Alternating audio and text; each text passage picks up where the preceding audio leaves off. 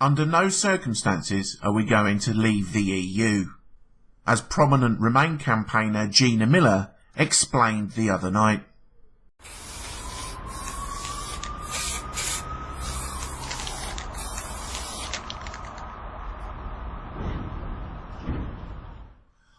I want the UK to leave the EU because to me it seems like an undemocratic institution. There's no democratic oversight of the appointed commission, who are the only ones that are able to propose any legislation. MEPs don't have a lot of power. Electing MEPs is a fairly useless exercise. They're merely in seat to rubber stamp the policies that come from the commission, who all have close ties to multinational corporations. And the EU is basically, in my view, a dictatorship run by multinational corporations and the banks. It seems pretty clear to me that we're not going to leave the EU. The deal which Theresa May presented to Parliament the other day, and the subsequent amendments proposed by Parliament in response to that deal, clearly demonstrate that the way forward does not include leaving the EU. We are either going to have an extension to Article 50, which means not leaving the EU, or Parliament will pass May's deal, which means not leaving the EU, or we'll have a second referendum, or rather a third referendum, which will offer the public a choice between something like May's deal, which means not leaving the EU, or Remain, which means not leaving the EU. Any way you look at it, we're not leaving.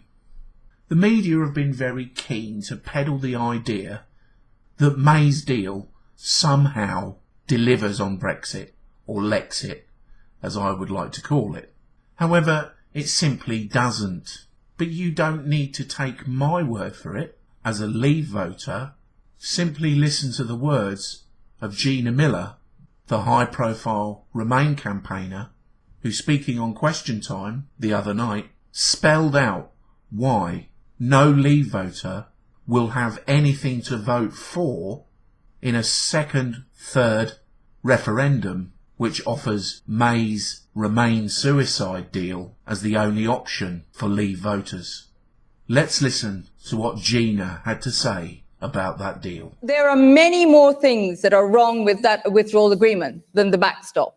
Believe me, it's got 585 pages where we just become servants to the EU. Where actually, for people who wanted to fight for sovereignty, in the common rule book, mutual alignment, the way the resolution would happen in international law, we are giving over everything to the EU and the international treaty before we've even started the hard bit of doing the future trade deal. It is complete and utter.